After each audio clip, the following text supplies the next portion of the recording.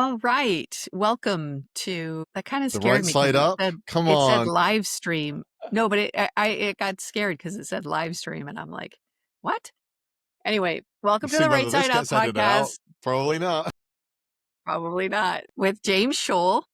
And Danielle Strickland. And today, Yeah. also, Yes.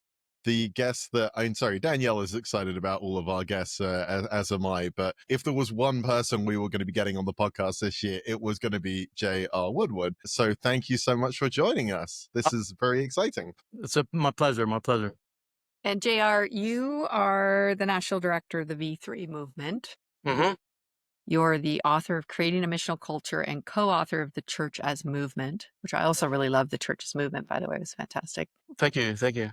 And now your latest book is this book called The Scandal of Leadership, Unmasking the Powers of Domination in the Church. Just a tiny little book. Just joking. It's like really big. Oh, yeah, It's a that's the other really thing you said, good that you had to have it in your luggage and it took up half of your luggage weight or something. Yeah, I was Wait a yeah. minute. So anyway, but Sorry. it was kind of like felt like a burden to carry, and it felt like that is a burden. It is a burden. The scandal of leadership and the unmasking like I felt like actually this is burden bearing. So I'd love to know a little bit about like why'd you write it? Yeah, I mean, it's kind of interesting. I mean, I became a Christian right after college and was really kind of replanting a church not too long after that. And I was a part of a movement that was pretty, not only was it kind of an employer where we raised our money, because I raised money like a missionary working on campus, but it was also a collection of churches. And so I started to notice, well, we started to have some issues where the president of the organization seemed to be more controlling. I would say very light controlling. I never felt it, maybe because of the role I had, but everybody else felt it. And just to cut to the chase, I was often sharing at pastors' gathering, and one time I was asked to speak on spiritual warfare. To be honest, it was like a topic that was interesting for me. I said yes, but I also thought okay, how do I make this concrete to the pastors on their campuses? In our particular campus, they weren't casting out demons every other week, and I do think that there's something to all of that. And so it was then I kind of started to read Wink, and I realized wow, this just kind of blew my mind on how he conceived the powers that were, I guess he made it possible in the plausibility structure that most of us in the industrialized nations live. And so I preached from that, and it hit the audience like crazy. Now, within this, I'm not a prophet. That's not my impulse in the fivefold. I'm like an evangelist. I'm a nice guy trying to build bridges. But why don't you try to do that, Danielle, huh? Give it a go sometime. Maybe you'll like it. I tried really hard this week. I'm just trying to say, just throwing that out there. You just leave that there. And, but it was a time in our organization where that was being called out. It was a phase of my life that God's brought more times than I care to hope, including our current time. And so I was critiquing our organization as I was talking about the powers, because I could see their work in our organization. And everybody knew what I was saying, but I said it in such a way, I kind of learned from Jesus, you have to kind of go under the radar. Everybody knows what you're saying. And it was just so interesting when they put up all the recordings from that week. Mine was strangely missing. And I asked about it. They said, yeah, something got messed up in the recording. And I said, well, I kind of gave a similar message, that not the exact same, that you could put up there if you want. I have it from our congregation. And all of a sudden, everything was fixed. And so that was a strange element. And I realized in our organization, this guy eventually left. But I also realized there was a pattern that I just wasn't aware of, where seemingly good people became less good when they got in that particular role. And so you could say as I moved to LA and was starting to plant some new churches, I was doing my degree at Fuller, and I was, that was kind of the basis of my first book, which is kind of making a case against hierarchical leadership, but also not saying that we should have flat leadership, but more polycentric leadership. And I think that was part of the cure. But I always felt like I needed to study the powers a little bit more and develop a more robust understanding, because in my understanding, I think when it comes to the problem of dominant leadership, there's a lot of people looking at it psychologically or even sociologically or organizationally. But for me, I realized that the cosmic, or what Krausman calls the mythical, actually shapes the social and the individual in probably a more powerful way. And so I realized, with all my lack of capacity, I needed to do a PhD where I really wanted to study it deeper. And so I went to the University of Manchester, and I tried to land on really people's who life seemed to be faithful, and their work was their largest work was on the powers. And so this where Wink and Stringfellow were pretty easy examples. Girard kind of snuck in the background, but added a much needed layer, and nobody really brought him into this conversation. Some dismissed him altogether for unworthy reasons, which I kind of mentioned in the book. But that's kind of what got me started. And to be honest, like even in my own life as our church was growing, I could feel like there was something at work that I couldn't fully explain. And as soon as I could have multiple leaders, I did. But like I did it for my own sake, because none of us escape the work of the powers in our life. And it's a daily work that we have to do to imitate Christ. Because I think the only really the proposal is like, we're either going to imitate the the principalities and powers in submission to the devil, which is idolatry, leads to dishonoring God and dehumanization, or the only other choice is imitate Christ and submission to the Father, which leads us from freedom from idolatry, honoring God, and human flourishing. So I think we have some freedom, but the freedom is who we're going to imitate, and we're going to do one or the other in some form or another. I actually love that about your book. Like, I loved that you picked people who were experts, or the bulk of their research and expertise was in the subject matter, but that whose lives lined up with what they were. That's actually become for me like a little thing I'm looking for now. Like, I'm not interested in, Yeah, hearing your great ideas if your great ideas are not something that you've lived out. yeah, And I think that, disconnect has been such a means by which the powers have flourished. yeah. I mean, McClendon with his, biology or biography is theology Mhm. as a safer space to go than how nice our theories might be. Right. I love that so much. I thought that was, and I saw how you were literally showing, even by Yeah, picking those people, how this whole thing works. Like yeah, you're showing, like, this is how imitation.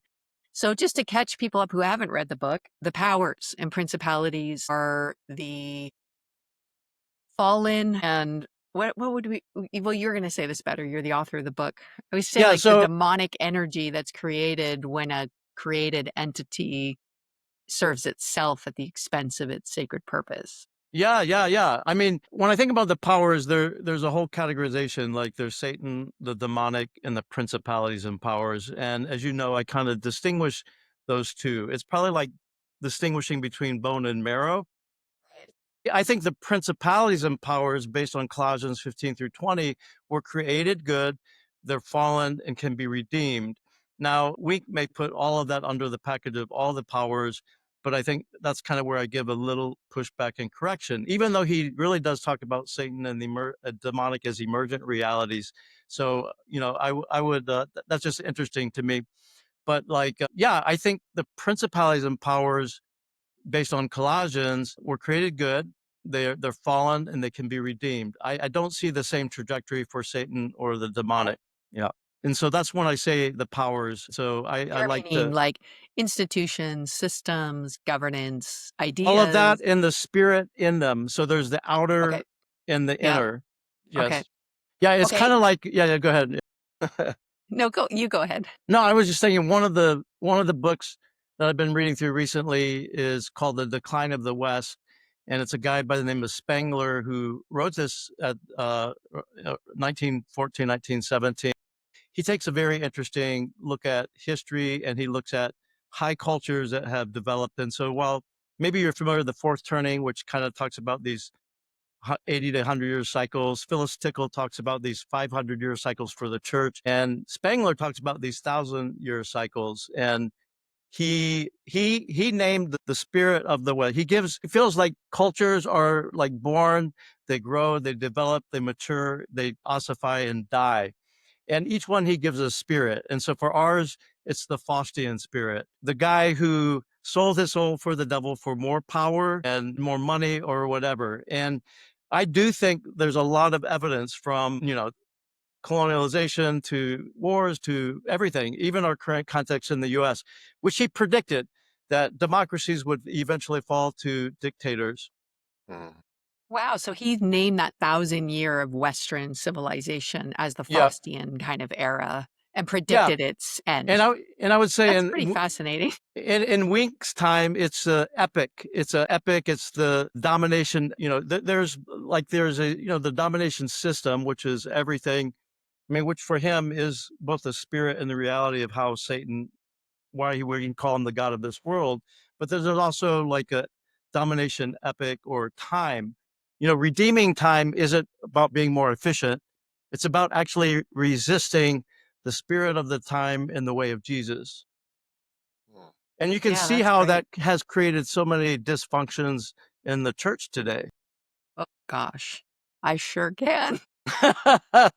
I sure can. But even actually, I will say that even thinking deeply about these things, this is the other thing. It's just so easy to go, there's a devil and he's bad and he's tempting you and you should, like resist the devil and not really think through actually there's a dominion system that the world operates in, which is very clearly scriptural, whether or not dealing with the nuances and the small realities of that is one thing, but there is a dominion system that the world operates under, and we're called to be out of that, separate from that, different from that. We're called, even if it means we die for it, we are called to remove ourselves from the domination system and be part of a different kingdom Yeah. and system altogether.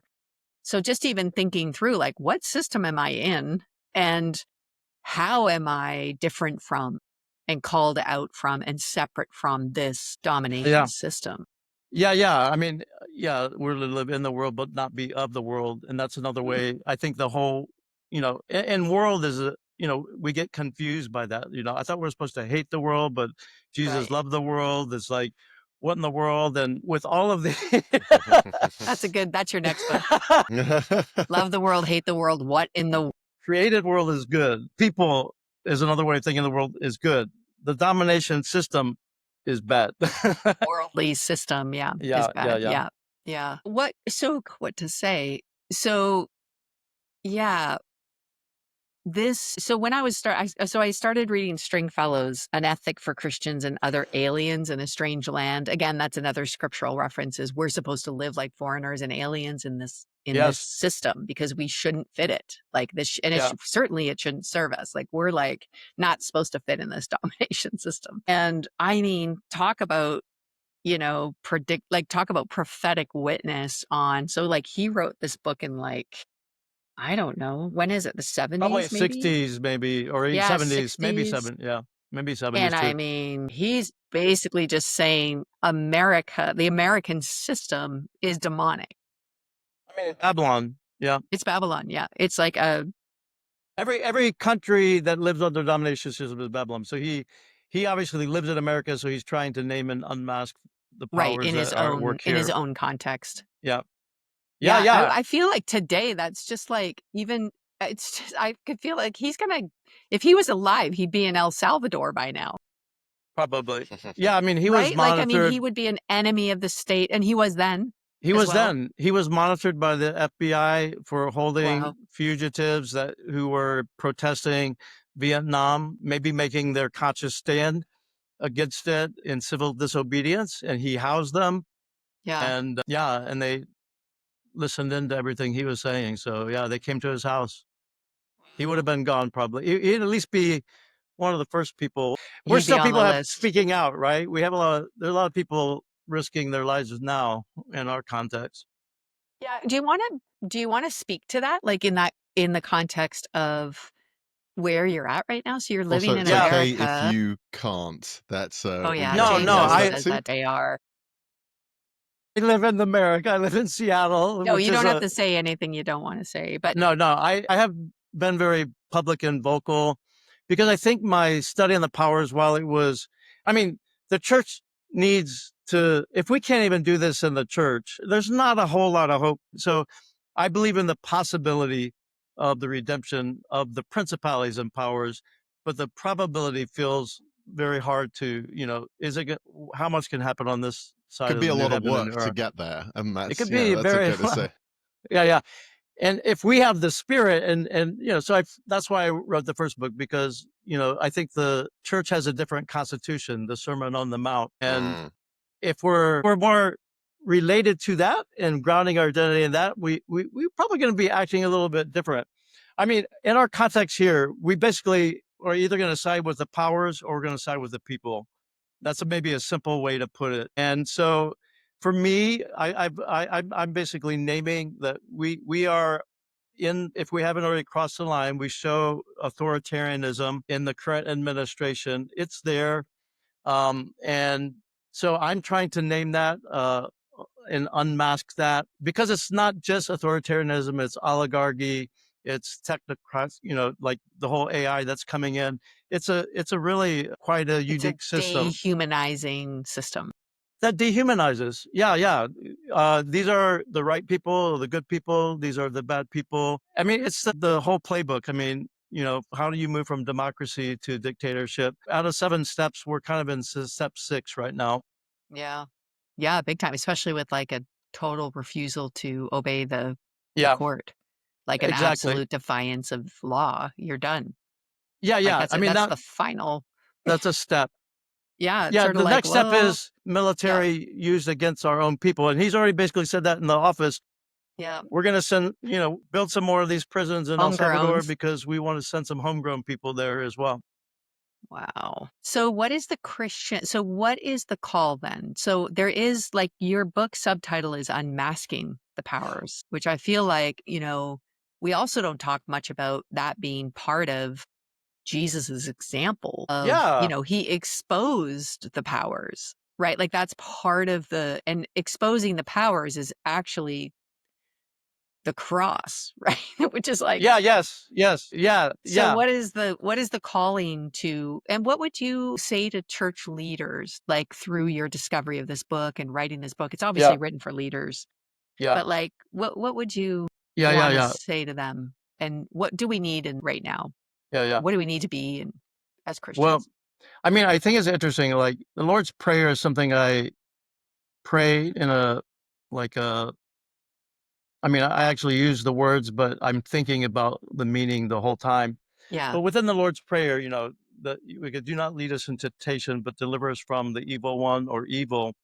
Then what does it say? For thine is the kingdom, the power, and the glory forever. I think the biggest temptation for leaders is to build our own kingdoms by our own power for our own glory.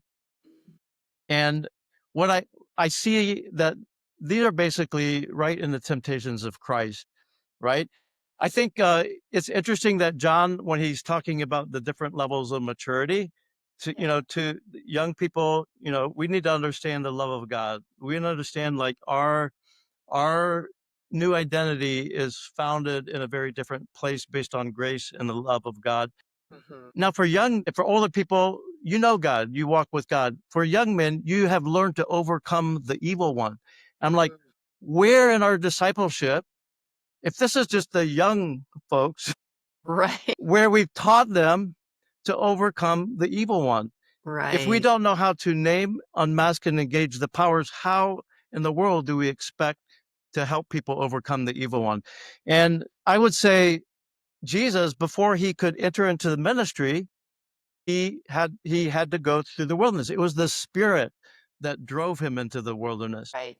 And what happened right before that, if either of you guys remember? Yeah, he's The baptized. baptism, Yeah, and of he's course. told Baptism. he's Affirmation. told he is loved. Yeah. Yeah. Yeah, this is my son in whom I'm well pleased. We get our sense of identity from God, but we're tempted to get it in the ways of the world. And the Christian world doesn't seem much different, to be honest. And so the temptations, and let me just say, as a leader, I define a leader as our identity, who we are, our praxis, what we do, and our telos, who we're becoming. And you could say we're leading people in that way. And our Identity is most foundational and important, and I think that's supported in so many different ways. And our telos, identity telos shapes our praxis. And so if those are on faulty ground, our practice, in particular how we use power, will also be messed up. And so now with that in mind, and keeping in mind that, Stringfellow, he described the principalities and powers as image, institution, and ideology. Yeah. Basically, there's two entities that go by the name of JR. There's a person made in the image of God, and there's my image.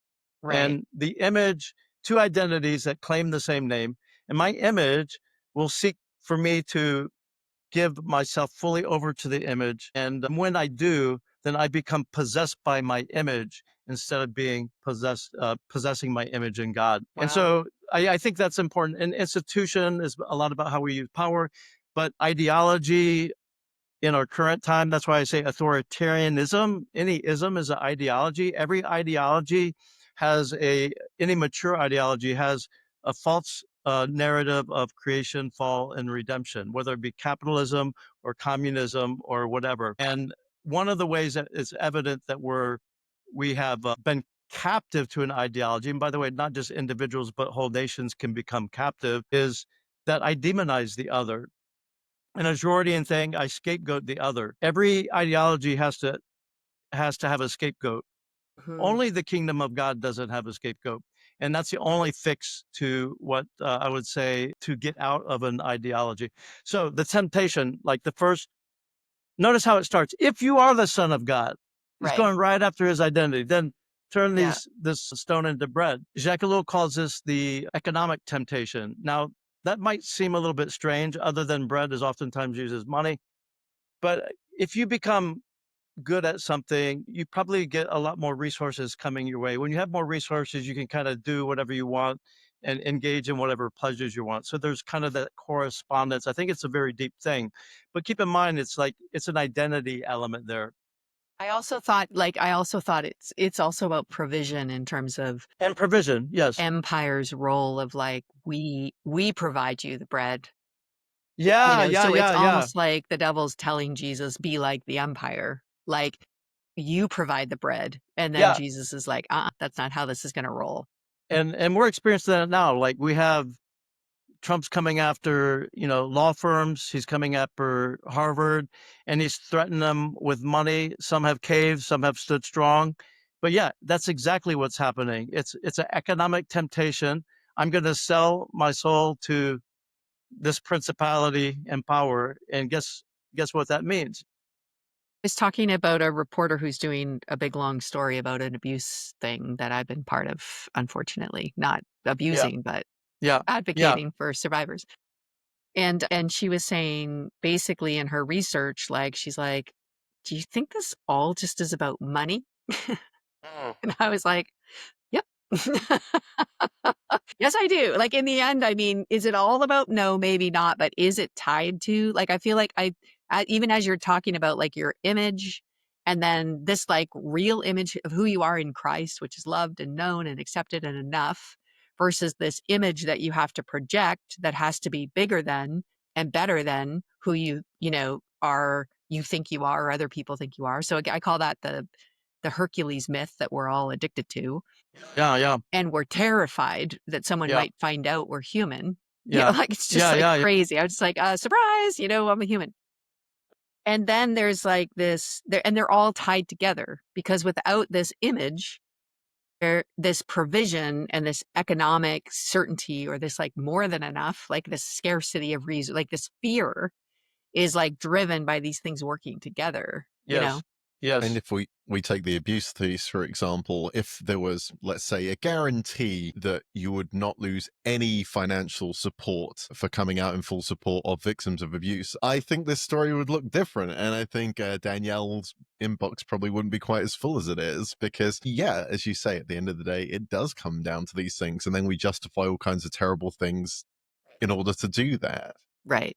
Like we got to hide this story or we're going to lose our funders or we're going to yeah, lose our clients or we're going to lose people at our church or like whatever. And it's like this trap. Now you're trapped. Now your image is connected to your economic, engine, provision yeah, and on it goes.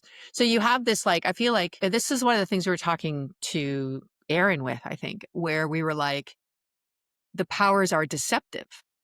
Yeah, yeah, yeah. So again, I feel like one of the great like problems or like challenges around even exposing the powers in my own life is that the powers are deceptive. So they'll say, but this is for good, right? Like this is the way that you serve other people. Like this is the best way that you do the most good. Like even the scapegoating mechanism of like, well, we'll just that one person can be sacrificed because all of these people will be, Right. impacted. So it's Right. okay.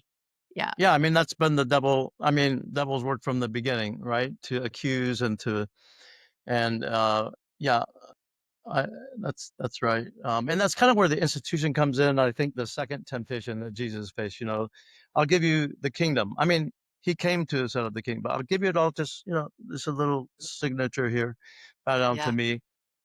A little calls that the political temptation.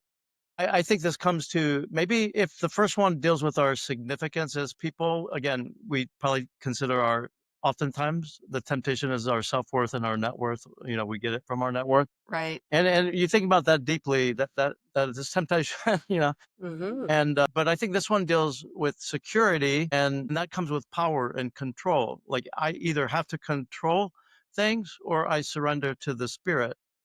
Jesus. So, you know, it, there's a lot of people who are, we all want to see the kingdom come, but the question is the way in which we want to see it come. Is it the way of Jesus or is it the way of the world? And that was the temptation there. And the third one, Jacques, a little, but this one is the most tricky. And I do think this one is so helpful because he called it the religious ideological temptation. And this was a time where the devil again says, if you are the son of God, doesn't the scripture say, throw Hmm. yourself from the temples of the angels will catch you. Now, why, he calls this religious temptation because it was in the temple, it was in Jerusalem, it was in a religious setting. Hmm. The devil's using the scripture himself. Now, why is that important? Because when we are captive to an ideology unaware, it affects the very way that we read the scripture. That's why Yeah. people can make the Bible say whatever they want it to say. Yeah, that's how a whole denomination can be founded by Yeah, defending slavery, yeah, yeah, right? Like absolutely. that's you're like, okay, that I'm not an expert, but I feel like that's pretty demonic. Yeah, yeah. No, yeah. And I look at the labels like maybe success or wanting to be right. And to me, it's like humility. We all see in the mirror dimly. I have to hold a lot of things loosely, including things I'm talking about, but like you develop a conviction around certain things. Yeah. And I think we can still have humble convictions. But yeah, the Would you say that like tactics. a really good like the powers are deceptive, these are the temptations. How do we stay free and how do we keep living in the light? And how do we know when we're being manipulated or deceived? Like what are your best practices as a Christian leader to keep aware and alert, not maybe paranoid and scared, but like aware, Yeah. alert, and then actively free. Yeah. I think maybe if I want to go there, maybe I just want to talk a little bit about Girard because Yeah, I think he becomes an yeah, important part. So Girard was a cultural anthropologist. He wrote like 20 some books, 2 earned PhDs, 6 conferred PhDs. I mean, the guy was a genius. smart. Yep. And yet, like, out of all these books he wrote, a good sign of a genius is like it comes down to there's simplicity comes from Mhm. the complexity. His understanding was pretty simple in a sense, even though it has multi layers of depth that we're not going to go into here. But his first principle that he discovered first through the great literature. Why, like, do we still study Shakespeare, Joseph, who's a guy, Dostoevsky, and others, Proust? Well, because at some point in both their life and their writing, they kind of demonstrated what he called mimetic desire. And in his first book, I prefer the French title, which is The Romantic Lie and the Novelistic Truth. The romantic lie is that desire is instinctual and individual, in other words, that comes from ourselves. And what all of the best, and why do we still study people? Because like or what makes a good movie? Well, there's something really real about that jives in my inner and outer world. He kind of also went to anthropology, mythology, and many other ways to verify this. But essentially, it's saying that desire is not a straight line between me and the object of my desire. Rather, we imitate the desires of our models. So it's more triangular. So Cool. whoever I look up to, or even who I'm close to, I think it's very true.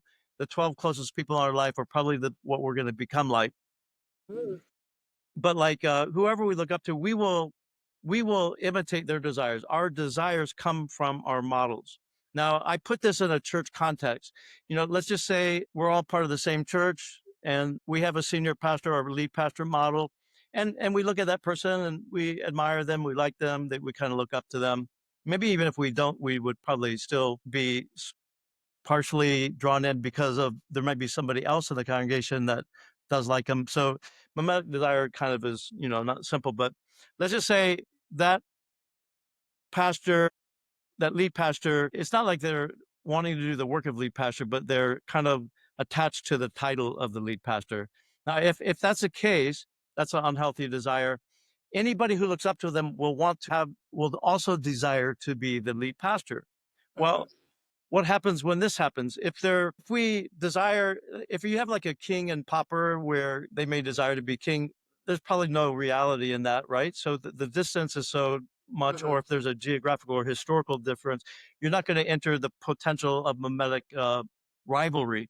But when you're not so far away, mimetic rivalry will be the case. Now, he talks about scandal and how Jesus uses the word scandal. Scandal literally means the obstacle, and we're told not to scandalize people. And in this case, if the lead pastor desires the title of a lead pastor, they're basically becoming an obstacle from any of us getting the very desire that they gave us. So as scandals start to multiply in the congregation, eventually it leads to a mimetic crisis where everybody's against everybody, but nobody knows quite why. And so when this happened in ancient cultures where he studied through anthropology, they mimetically landed on the scapegoat and they killed them. Now we don't kill them, we just push them out of the church, right? They may as well Hopefully. be dead because they're dead to us. And what that did is it created a temporary peace because obviously this person was the reason, and it's even been validated now that we have a little Right. peace until the cycle kind of repeats itself. So that's kind of where I'm saying the scapegoat mechanism. And then his third discovery was the uniqueness of the Bible, because while mythology basically hid the scapegoat mechanism, the scripture reveals. We have it first with the two brothers, Yeah. their names again. Cain and Abel? What Yeah. started with Cain and Abel and kind of Yeah. traced its way Just keep through, going. Esau and uh, Jacob and yeah, all the yeah. in Rome, Romulus and Remulus. Yeah. Usually, there's an interesting thing about twins, like a whole element of that, because when you like get into this mimetic rivalry and trap, you do kind of become twins, because not only you desire this, but the lead pastor senses that you desire it and they desire it more, and it becomes like a snowball effect. And maybe the object of desire is it eventually disappears and you actually want the very being of that person, and that's a more of a metaphysical mimesis or mimetic desire.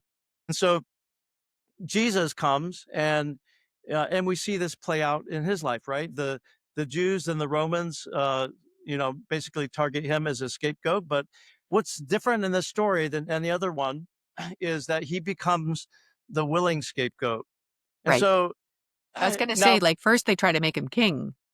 first Like, they try to first they make try to him, and he declines that. Like, yes, so and again, there's sort of all these levels of, "I will not play this oh, game," yeah, right? Like, yeah, I'm yeah, not playing this. I'm not desiring your yeah, yeah, favor, yeah. and I'm not desiring or care about your rejection. Like, That's right. Yeah, interesting. and that was, yeah, because after the three temptations, like, he was going to come at an opportune time. That was another opportune time. Right. So it's not just one and done, deal with these temptations. It's a daily element. But anyway, Jesus, I'll finish this out and get to that remedy. But like Jesus became the willing scapegoat. Uh, now, before Jesus, everybody had to agree that the scapegoat was guilty. That's the only reason why everybody could kill them. Like they literally believed that they were the guilty one. And now Jesus, the Father raises him from the dead. And what we see through that is that Jesus' Father sides with the victim. And this is where Girard says we get the intelligence of the victim. Every society that has been touched by the Jesus story has the intelligence of the victim now. And so now the scapegoat mechanism that once created peace amongst everybody does not do the same thing anymore. And this Right. happened even in Jesus' time, right? Even the disciples were taken up with the mimetic contagions. And so Peter, who was the most vocal in his love for Jesus, gets challenged by a 13-year-old girl in that context that, to deny Jesus to her was a big thing. And if the rock fell, what about everybody else? And we know everybody else fell in line. And so before Jesus, everybody essentially agreed because it's contagious and it starts to develop the whole crowd. So even I'm sure those healed and those whatever, like now they're against him and they're ready to do that. We all kind of land in that space. And so what I say here, and this is what I'm getting at, the only way that I believe that we can overcome the powers is to imitate Christ. And when we imitate Christ, we will also have a love for the Father like he had. Now, how does this get practically worked out? Really, I think you start to look in the book of Philippians, which I try to look at from a Jardian lens, building on scholarship, but trying to put together something that to me has a more robust element. And in particular for me, as you're getting down to my practice, is like I'm trying to live into what Philippians 2 talks about. Oftentimes Philippians 2 is just kind of taken on its own and we use it more in a Christological sense. I think that's valid. But more than not, I mean, I think it's really speaking to who we are, our identity, and how we form it because Jesus, and so the whole context, like Philippians was part of the Roman colony, and the greatest commodity was honor. And I would say that we all have, most cultures still kind of have a very high value of honor, but we know from there they had 7,000 inscriptions. And the way they define honor is you had your inherited or ascribed honor and your achieved honor. The nice thing about having an inherited honor is that that's hard to lose. If you're a prince, you're kind of a prince for life, even if you're a bad prince. Right. Right. Today, we don't have much to do, at least our concepts of inherit, but ascribed or achieved honor, that's kind of where we live, which is much more like, you know, easily lost. And so that's the context that they were in. Now, how do we understand Philippians 2, where I take it that two leaders of the church were in mimetic rivalry with each other, and it was creating tension in the whole church, division.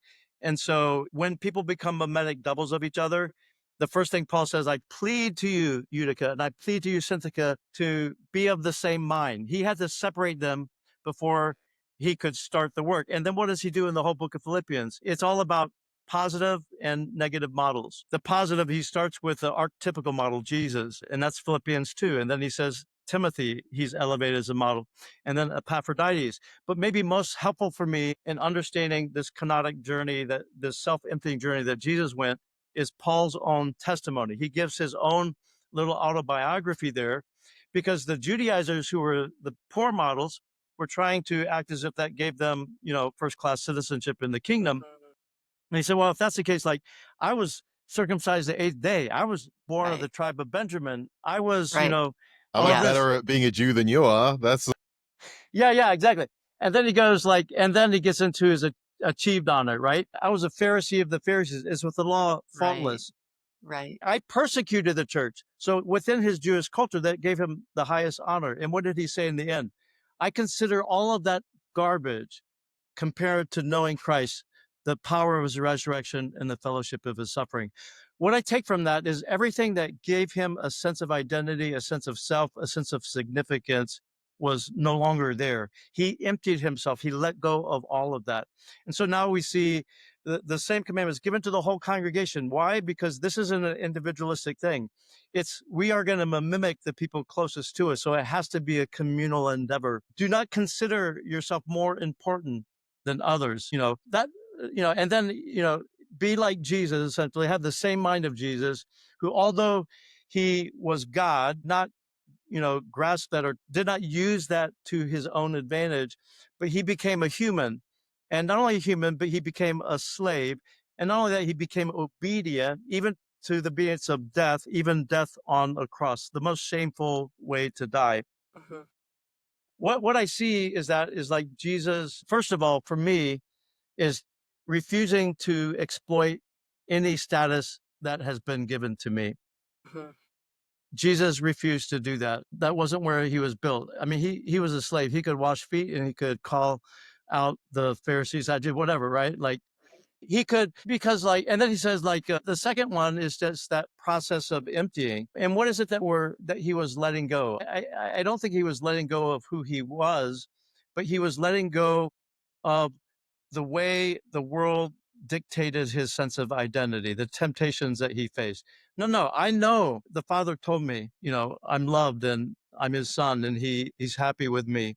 And that's what that's why he could be, he could challenge the powers that were going to crucify him, and he could wash feet because his sense of self wasn't constructed in the way that the world from day one tries to help us construct our sense of identity. And I was thinking about that in your earlier mimetic explanation when you said it's like identity and then telos, like what your aim is.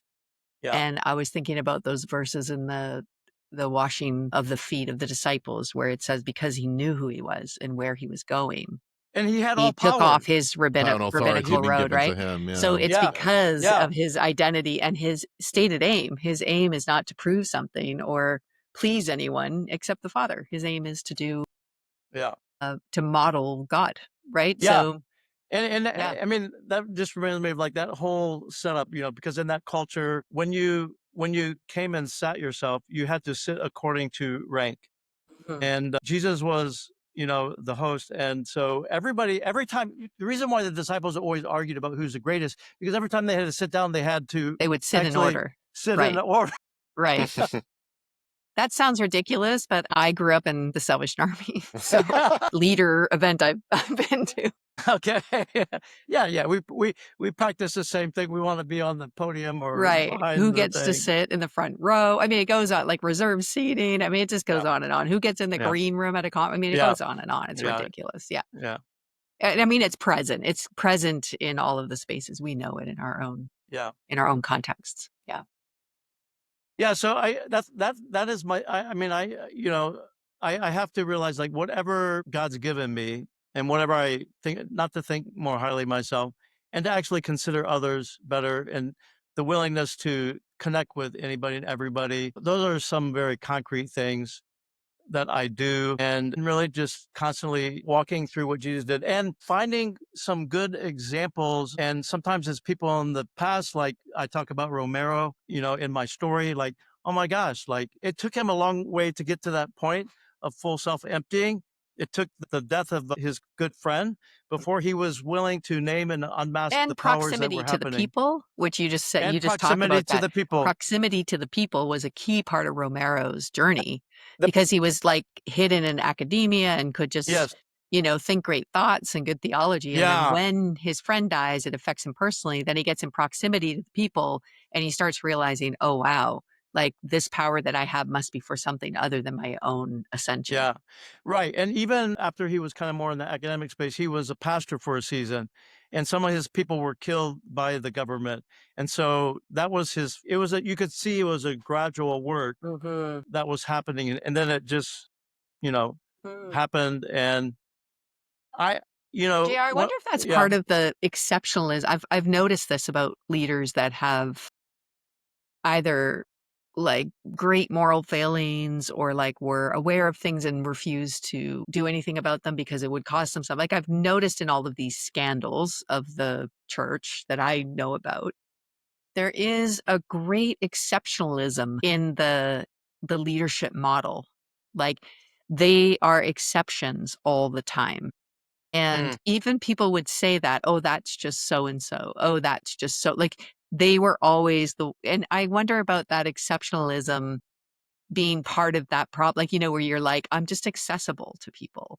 Like, you yeah, just and you think about that insulated yeah, yeah, no, yeah, exceptionalism that then absolutely, just creates Mm, this great opportunity for the powers to deceive you. Because how would you ever know? yeah, mm. yeah. Well, and yeah, I mean, I even think like I feel like some forms of church that we consider successful or even fruitful, we can put ourselves in more danger than we can take. And yeah, it's that I think in every case, like a senior lead pastor, that, they no longer can talk to the average congregational person. There's this separation. I remember one of my friends was a pastor in Vegas, and they had the whole things, the lights and smoke and all of that. And he was kind of the small group pastor. And so he was calling everybody in, and the importance, like we can only find healing in the context of community and all of this case. And he's like, I can't get any of my pastors to join a small group.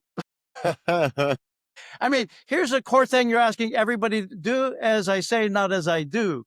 Except for them, because they feel unsafe. This is what I hear from leaders all the time. Yeah, I yeah. feel unsafe with the people. Well, then find some other leaders and get in. But more than that, that's why I'm an advocate for polycentric leadership, because you need people in mirrors in the battle with you who are there day in, day night, who that's a good guard, I know and of a leader who advised young leader in their church, and their advice was trust no one. And I was like, yeah, that's No. something's wrong. I mean, literally, Yeah. it's like, So I won't trust you. Like that's if you're telling me that no one's trustworthy.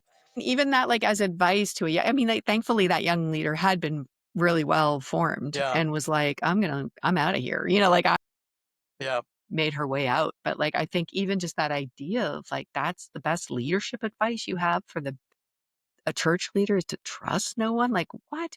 And then you can start seeing how these powers, like you're doing such good. And even you're distinguishing between success and fruitfulness is really an interesting, Yeah. even that in terms of we're just like totally given Yeah. over to success without Yeah. any thought of whether or not this is kingdom fruit. Yeah, it could be cancerous fruit. Right. These could be different. Just bigger is not better all the time. Like these things are not the same. And even not even being able to measure that. Yeah. And who you look up to. I love that. Who are your heroes? Because you will imitate who it is that you're looking to and and desiring to be like. Yeah. Yeah. So, Yeah. and that's kind of inevitable. It's not like you can fix that. No. That's just part of the human makeup, which means that it matters who you're looking to exemplify it. Yeah. Yeah. And so I want concrete people in my life. I want historic people who have shown and proven their faithfulness to Jesus. I want to be inspired. I want to desire that. I mean, we're in a context now. I mean, a lot of people, when I wrote this book, said like, I don't know if I can identify with Romero. We're going to have a test right now in America, whether you can identify with Romero. Because if you choose to imitate Christ, and if you choose the way of the people instead of the powers, you are also signing up to what Paul, said is like, it's not only been granted for you to believe, but to suffer for his name's sake. And you have to count the cost at this point of potentially suffering, whether it's financially, whether it's other ways. And then we'll find out what our true identity is. We're all going to be tested in this. And there's already some people that seem lost to the powers, but there's a lot of people who are teetering and trying to understand Well, it. because I think too, you can just like, who are your heroes? Like, so you're emulating, people who you're becoming. That's a fascinating just challenge in and of itself is you will emulate who you're admiring. So who are you admiring? And it seems to me like America in general just admires money. Yeah. And so they're now, that's who they're becoming, is someone who's willing to do absolutely anything for money and power. Yeah. And the belief of the myth of this good businessman who cheated so many people, who has a history of just horrible elements. Like how any Christian can look at that as a model or even a family man. That's what they call him. I'm like, wow. But in this regard, I did want to mention, like, I started a subtact called Faithful Resistance, where I am practicing what I learned in the church in our current context in America, and utilizing a lot of these lessons and trying to help anybody who has ears to hear and eyes to see what's happening, because the test is for each person will come closer and closer. I really like that you use Romero too, because it's all the powers that he had to deal with, right? It's the institutional power of the church that was like, would you cut it out over there? And literally picked him so he wouldn't do that. So he is like disappointing every mentor in the institutional structure. Like there's a real death he dies to the church and their expectations and their responsibilities that he had for him. That was super hard. I think that's one of the hard, and that's one of the ways the powers distort things is like you're trying to be good. Like, you're trying to be helpful. You're trying to be, and so you're like, "Ugh." And then also, of course, politically, he defies politics Yeah. and, Yeah. Yeah. his Yeah. like radio addresses to encouraging soldiers to defy their orders. I mean, it's just like that guy just got it. Eventually, he just Yeah. was like, once he got it, he was like, okay, I'm free. Yeah. Yeah, yeah. He refused cars and houses, live in a simple one-bedroom apartment. So I trace like how he went on that kenotic journey, and it really does model, and it really does make a difference whether you're going to have the courage to stand up in the moment, because it's not going to, if we haven't started to practice concretely Mm. this Right. self-emptying now, when we get tested, we will not be able to do it. The courage Resistance isn't is a going to come good later. word. Yeah. Resistance is a good word. Okay, your Substack. So you're on Substack, and what is it called again? Faith, faithful resistance. Faithful Resistance, J.R. Yeah. Woodward. Yeah. Go there. Everybody get the book, The Scandal of Leadership, if you want the long read. But I heard somebody say they're gonna do some shorter versions. Is Well, that right? you could say I'm kind of doing that on Substack in a way, like Okay. right now. Okay. I'm kind of Like a readable, it's like simplifying. an entry level, here, this is easy to Yes, understand. yes, Okay. yeah, yeah, yeah. But I'm just doing it in our current context, Yeah, and wonderful. I'm kind of utilizing everything I learned in the 7 years, and then applying it to the current context. And maybe it will come into another book, but like right now, it's kind of setting on Substack. Okay, I'm signing up. I don't know about everybody else, but I'm gonna go over there and sign up. I love it. Thank you so much, JR. I think your book came right time, right place. It's helped me. I had a big as I was reading that book, I had a few ahas in my own life and just really some good adjustments and insights and really an unmasking of even like little tiny, because I think we also think these things happen in big things.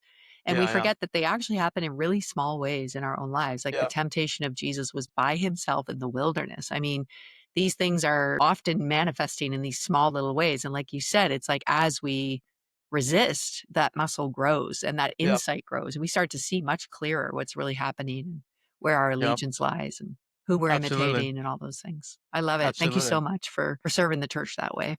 Well, I'm glad to give my 2 cents.